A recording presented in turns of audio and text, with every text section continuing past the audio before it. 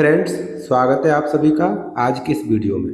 आज हम लेके आए हैं आपके लिए शिक्षण शास्त्र जिसे कहते हैं पेडागोजी।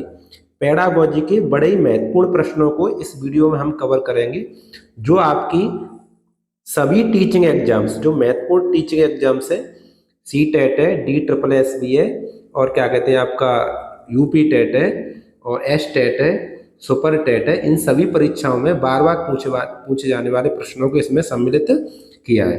वीडियो बहुत खास रहने वाली। अगर आपको जो क्वेश्चंस पसंद आते हैं तो तब वीडियो को लाइक करना, और चैनल पर नए हैं तो उसको सब्सक्राइब कर लेना वीडियो को, और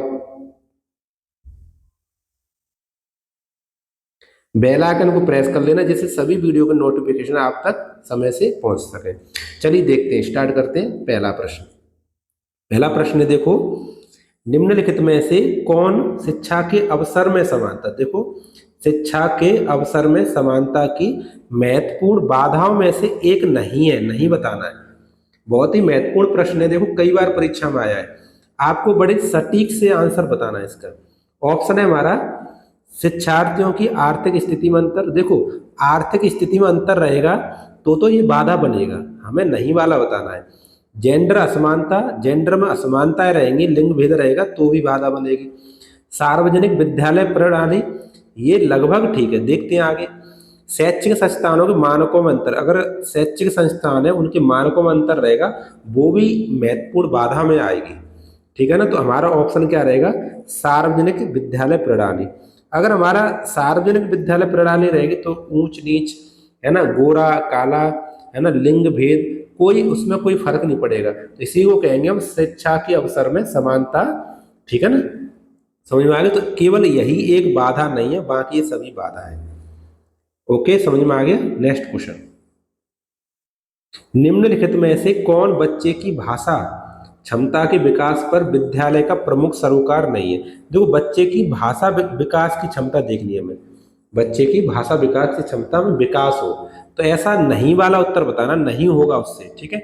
उच्चारण तथा साक्षरता संबंधी विषय, बच्चे को उच्चारण करवा रहे हैं, सही है, भाषा में विकास होगा। शब्द भंडार का परिमाण बढ़ाना, देखो ये रटंत विद्या, शब्द भंडार का बढ़ाना, तो इसे चलो होल्ड करते हैं, आगे देखते हैं। भाषा उपयोग तथा निर्माण की क्षमता, सही है, भाषा का उपयोग करेगा तो बच्चे की भाषा क्षमता में वृद्धि होगी, विकास होगा, सही है। सोचना, बहुत अच्छी बात है। और दूसरों के साथ संवाद करना, ये और अच्छी बात है, दूसरों के साथ संवाद करेगा तो उसकी भाषा क्षमता का विकास और ज़्यादा होगा। तो देखो यही रटंत विद्या वाली बात है। हमारा जो NEP है वो रटंत विद्या पर बिल्कुल भी प्रमोट नहीं करता है। तो शब्द भंडार का परिमाण बढ़ाना मतलब ज़्यादा ज़्यादा शब्दों को याद करना, और याद करना हमारे यहाँ बिल्कुल भी गलत है, बिल्कुल गलत है, कोई बिल्कुल भी सही नहीं है, ठीक है। तो यही ऑप्शन सही हो जाएगा। समझ में आ रहा है कि नहीं आ रहा है। चलिए नेक्स्ट क्वेश्चन देखते हैं। नेक्स्ट क्वेश्चन है, आपने कक्षा 5 के गणित के विद्यार्थियों की परीक्षा आयोजित की, सही है, और इसमें अधिकांश विद्यार्थी सफल नहीं हुए, यानी फेल हो गए, अनुत्तीर्ण हो गए। आपको दूसरी परीक्षा के लिए प्रश्न पत्र तैयार करना है। आप कौन सी परीक्षा लेना पसंद करेंगे, कौन सी परीक्षा लेंगे। देखो, बच्चे फेल हो गए हैं तो उनका निदान करना होगा, उनकी गलतियों का पता लगाना होगा, पता लगाने के बाद उसका उपचार करना होगा। तो नैदानिक परीक्षा परीक्षण और उपचारात्मक परीक्षण, ये दोनों ये परीक्षण होते हैं, वो रचनात्मक परीक्षण के भाग होते हैं। तो इसमें ऑप्शन दिया रचनात्मक परीक्षण, तो ये इसका सटीक आंसर है। समझ में आ गया। कमियों का पता लगाना, कमियों को पता लगाने के बाद उपचार करना, उनका कमियों को मतलब दूर करना, निराकरण करना, इन दोनों की कंडीशन किस में आती है, रचनात्मक परीक्षण में आती है। तो हमारा ऑप्शन नंबर 4 हो जाएगा। नेक्स्ट क्वेश्चन, आशा करते हैं क्वेश्चन समझ में आ रहे होंगे, आपको लग रहा होगा कि बाकी में ये क्वेश्चंस परीक्षा में आने वाले हैं। अगर वीडियो आपको पसंद आ रही है तो इसे लाइक कीजिए, ठीक है। चैनल पर नए तो सब्सक्राइब कर लीजिए, ऐसी महत्वपूर्ण वीडियो मैं आपके लिए लेके आता रहता हूँ। और अंत में आपको मुझे अपना स्कोर बताना है। इस वीडियो में हम टॉप 15 क्वेश्चंस देखेंगे, टॉप 15 क्वेश्चन देखेंगे, आपको उसका स्कोर बताना है अपना, जिससे मुझे पता चल सके कि हाँ आप कैसी तैयारी चल रही है। उसी हिसाब से मैं क्वेश्चंस लेके आऊँगा आपके लिए। क्वेश्चन है, सूक्ष्म अध्यापन, माइक्रो टीचिंग है, वो एक तकनीक है जिसका उपयोग किया जाता है, किसमें किया जाता है, कम संख्या वाली कक्षाओं के अध्यापन हेतु। हाँ, तो ये तो गड़बड़ है, वैसे ऐसा नहीं है। अनुरूपित स्थिति में अध्यापन हेतु, चलो देखते हैं इसे। विशिष्ट अध्यापन कौशल में शिक्षक की तैयारी हेतु, ये सही है। शिक्षक की तैयारी हेतु ये माइक्रो टीचिंग की जाती है। माइक्रो टीचिंग का मतलब ही शिक्षक की तैयारी हेतु होता है। 6-6 मिनट का इसमें वो होता है, ठीक है ना। तो ये ऑप्शन सबसे सटीक है, ये ऑप्शन सबसे सटीक, ऑप्शन नंबर 3, ठीक है ना। आगे बात समझ में। नेक्स्ट क्वेश्चन, कोई शिक्षक बहुत प्रभावी हो सकता है यदि, यदि वो ये कर ले, वह अच्छी शिक्षण सामग्री का उपयोग करे, हाँ ठीक है लगभग, वह विद्यार्थियों की प्रश्न पूछने में सहायता करे, ठीक है, वह विद्यार्थियों को प्रवीणता ग्रहण करने में सहायता करे। देखो प्रवीणता शब्द आ गया, प्रवीणता का अर्थ होता है कुशलता, ठीक है ना, यानी उस काम में कुशल हो जाना, निपुण हो जाना। तो कोई शिक्षक किसी बच्चे को निपुण कर देता है किसी सब्जेक्ट में, किसी काम में कुशलता पूर्वक, है ना, वो कुशल हो जाता है, तो वो शिक्षक प्रभावी, उसका प्रभाव ज्यादा रहेगा, ठीक है ना। तो ये ऑप्शन है वो सबसे अच्छा है। और आगे भी उसके विद्यार्थी उच्च अंक प्राप्त करें, हाँ अगर पढ़ोगे तो उच्च अंक तो प्राप्त करोगे, लेकिन ये प्रवीणता ग्रहण करने वाला ऑप्शन है, ये सबसे सटीक है, ऑप्शन नंबर 3, ठीक है। प्रवीणता का अर्थ मैंने बता दी, निपुणता होता है, ठीक है, कुशलता होता है, ये प्रवीणता का अर्थ है। नेक्स्ट क्वेश्चन, आरंभ के प्राथमिक वर्षों में अर्थात कक्षा 4 तक गणित के अधिगम हेतु किस प्रकार के प्रयास किए जाने की आवश्यकता है। तो कक्षा 4 तक गणित पढ़ाना है, तो अधिगम कठिनाइयों को निदान करना है। अब कक्षा 4 तक कठिनाई कितनी होगी, कोई कठिनाई ज्यादा नहीं है, ठीक है। संवर्धित कार्यक्रम प्रदान करना, ये सही हो सकता है। आगे देखते हैं, पाठ्यक्रम सक्षमताओं कौशलों को पूरा करना, कक्षा 4 तक इतना पाठ्यक्रम नहीं होता है, उसको, है ना, जोर दिया जाए। कक्षा विद्यालय जाने में नियमितता सुनिश्चित करना, हाँ ठीक है, नियमितता। देखो ये जो शब्द है यहाँ पर, संवर्धित करना, क्या करना, संवर्धित कार्यक्रम उपलब्ध कराना, यानी गणित प्ले कराना, गणित खेल खेल में गणित सिखाना, कहानियों के द्वारा भाषा सिखाना, ठीक है, ये कक्षा 4 तक होना चाहिए। समझ में आ रहा है कि नहीं आ रहा है, ये कठिनाइयों को दूर नहीं करना, इतनी कठिनाई नहीं है। तो ऑप्शन नंबर 2 इसका सही होगा, संवर्धित कार्यक्रम प्रदान करना, ठीक है। नेक्स्ट क्वेश्चन, प्रतीकात्मक उद्दीपन के प्रति संवेगी अनुक्रिया निम्न में से किसका परिणाम। देखो संवेगी अनुक्रिया यानी आपको रिएक्शंस मिले, आप एक्शन करें रिएक्शन मिले। प्रतीकात्मक मतलब आभासी रूप से, अगर कोई आपको इशारा दे और आप उसको रिएक्शन दे दे, तुरंत काम करके दिखा दे, तो ये किसका परिणाम हो सकता है। ये समझ लीजिए, अगर तुम संकेत में बातों को समझ रहे हो तो इसका मतलब आप परिपक्व हो चुके हो। समझ में आ रहा है कि नहीं आ रहा है। संकेत में प्रतीकात्मक उद्दीपन है तो आप परिपक्व हो चुके हैं, यानी परिपक्वता का परिणाम है, ठीक है, समझ आ गया। नेक्स्ट क्वेश्चन, व्यक्तिगत शिक्षा योजना आईईपी निम्न में से किस विचार पर आधारित नहीं है। ये नहीं वाले सब ध्यान से देखने गलत हो जाते हैं। शिक्षार्थी की वर्तमान विशेषताएं, ये तो सही है, वर्तमान विशेषता होनी चाहिए। प्राप्त किए जाने वाले व्यक्तिगत लक्ष्य, सही है। यदि व्यक्तिगत शिक्षा योजना है तो सबके लक्ष्य अलग अलग होते हैं, वो होने भी चाहिए, उसको प्राप्त करना, ये सही है। सहकारी अधिगम कार्य नीति का उपयोग करना, सहकारी अधिगम कार्य नीति, हाँ ये भी लगभग ठीक है। आगे देखते हैं, योग्यता आधारित सामूहिकरण के आधार पर विद्यार्थियों को श्रेणीकरण करना, ये गलत है। अगर योग्यता आधार पर तुम बच्चों को बांट दोगे अलग अलग, तो ये सही नहीं है। हमारा श्रेणीकरण करना हमारी एनईपी में बिल्कुल गलत है, ठीक है ना। तो ये ऑप्शन हमारा होगा option number 4th। Next question, सामान्यकृत विचार तथा विशेषताएं जो एक पुरुष तथा महिला में होनी चाहिए, वो निम्न में से क्या है।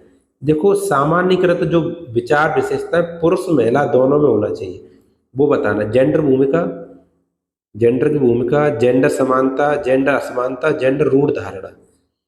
तो देखो इसमें जो ऑप्शन सटीक होगा वो जेंडर रूढ़ धारणा होगा। क्यों होगा, देखो जो आपने देखा वो पुरुष के बारे में कहा जाता है, पुरुष वीर होते हैं, निडर होते हैं, है ना, समझ में अभय होते हैं, समझ में आ रहा है कि नहीं आ रहा है, और बाहर जाके काम करते हैं, समझ में आ रहा है। ये जेंडर रूढ़ धारणा है। क्या महिलाएं बाहर जाके काम नहीं कर सकती, समझ में आ रहा है कि नहीं, महिला वीर नहीं हो सकती, समझ। लेकिन ये जो शब्द है ये जेंडर रूढ़ धारणा में आते हैं। महिलाओं के लिए क्या दयालु होती हैं, है ना, और क्या कहते हैं घर में काम करती हैं, क्या पुरुष भी तो घर में काम कर सकते हैं। तो ये बात है जेंडर रूढ़ धारणा में आती है। तो ऑप्शन हमारा 4th सही होगा, ठीक है। नेक्स्ट क्वेश्चन, समस्या समाधान के द्वारा अध्यापन में निम्न में से कौन शिक्षक की भूमिका रूम में सामने नहीं आता है। जो समस्या समाधान हो रहा है उसमें टीचिंग के समय शिक्षक के सामने क्या नहीं आ सकता सामने, वो बताना है। समस्या की स्थिति का निर्माण करना, लो मुझे तो यही पहला ही लग रहा है। समस्या की स्थिति का निर्माण क्यों करें, समस्या हमें उत्पन्न थोड़ा ना करना, समस्या का निदान करना है, तो यही हो जाएगा। वैसे आगे देखते हैं। पर समस्या को समझने, परिभाषित करने तथा कहने में विद्यार्थी सहायता कर, सही है। समस्या को समझा जाए, परिभाषित किया जाए और उसको कहने में विद्यार्थी मदद की जाए, सही है। समस्या के समुचित समाधान प्राप्त करने में विद्यार्थियों को सहायता करना, ये भी सही है। कक्षा को भयमुक्त वातावरण करना, ये बिल्कुल भी सही है, ये बिल्कुल सही है। हमारा ऑप्शन यही हो जाएगा, समस्या स्थिति का निर्माण करना। अरे भाई कोई टीचर समस्या की स्थिति निर्माण क्यों करेगा, वो और बच्चों को डांटेगा, ठीक है, समस्या को समझेगा और उसका निराकरण करवाएगा, बच्चों को सहायता करेगा, ठीक है। नेक्स्ट क्वेश्चन, एक बच्चा अपनी मनपसंद किताब लेता है, वह प्राय चित्रों का सुराग, सुराग मतलब क्लू के रूप में उपयोग कर इसकी सहायता को, इसकी कहानी को फिर से कहता है, वह किस प्रक्रिया, चरण, अवयव को दर्शाता है। देखो कोई भी बालक चित्रों की सहायता से चित्र को देखे, उसके बारे में कहानी कहने लगे। समझ में आ रहा है कि नहीं आ रहा है। कुछ बच्चे आपने देखे होंगे कौवा वाली कहानी निकालते हैं, उनको हिंदी पढ़ना नहीं आती फिर भी वो पढ़ रहे हैं वैसे अंदाज से, कौवा देख लिया उसके सहारे पढ़ रहे हैं। इसको कहते हैं हम आप पतित पथिक पठन, आप पथिक पठन कहते हैं। इसको आप याद कर लीजिए कि अगर हम चित्रों की सुराग, चित्रों को देखकर कहानी, पूर्व कहानी कहने लगे, बच्चा कहने लगे, तो आप पथिक पठन कर रहा है, ठीक है। नेक्स्ट क्वेश्चन, निम्नलिखित में से कौन कंप्यूटर की सहायता से अधिगम की विधि नहीं है। तो अनुशिक्षण, ट्यूटोरियल कंप्यूटर से होता है। कावायद तथा अभ्यास सत्र, इसको इंग्लिश में समझ लो ड्रिल एंड प्रैक्टिस सेशन, ये भी होता है कंप्यूटर से। प्रतिरूपण मॉडलिंग भी होता है। आंकड़ों की व्याख्या करना, निष्कर्ष निकालना, ये तो वही व्यक्ति ही करेगा, है ना। तो ये हमारा किससे होगा, कंप्यूटर से नहीं होगा। तो ऑप्शन नंबर हमारा फोर्थ सही होगा, ठीक है, option number fourth. Next question, किसी विद्यार्थी की अनुचित अनुक्रिया को निपटाने का उत्तम तरीका है। कोई हमने पढ़ाया कुछ लेकिन वो उल्टी अनुक्रिया दे रहा है, रिएक्शन उसका गलत है, तो विद्यार्थी को पुनः विषय वस्तु के बारे में विस्तार से समझाना चाहिए। हाँ सही है, हो सकता है। विद्यार्थियों को यह बताना चाहिए कि आपका उत्तर गलत है, हाँ ये तो खैर बताना है, लेकिन इससे कोई निष्कर्ष नहीं निकला है ना। दूसरे विद्यार्थी से सही उत्तर बताने के लिए कहना, इससे भी कोई निष्कर्ष नहीं निकलेगा। दूसरा विद्यार्थी अगर सही उत्तर बता भी देगा तो उस बच्चे का विकास कैसे होगा जिसने गलत बताया है। व्याख्या करना तथा उत्तर देने के लिए दूसरा अवसर प्रदान करना, दूसरा अवसर दे दोगे, अगर उसको आ ही नहीं रहा है तो उत्तर बताएगा कहाँ से। तो सबसे सटीक यही है कि उस विषय वस्तु को पुनः से विस्तार से समझाया जाए।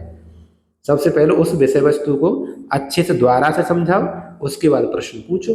अगर उत्तर नहीं बता पा रहा है इसका मतलब उसने वो पहले समझ नहीं पाया है, ठीक है। नेक्स्ट क्वेश्चन, निम्न में से किसके द्वारा अधिगम अंतराल की पहचान तथा इसका निराकरण किया जाता है। तो देखो पहचान भी करनी है, उसके बाद उसका निराकरण करना है।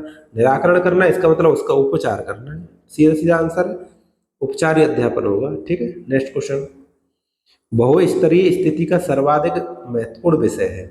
विद्यार्थियों से सहयोग की मांग करना, कक्षा में विद्यार्थियों की संख्या 30 से अधिक होना, विभिन्न श्रेणी वाले विभिन्न स्तरों की विद्यार्थियों अधिगम आवश्यकताओं को एक साथ पूरा करना।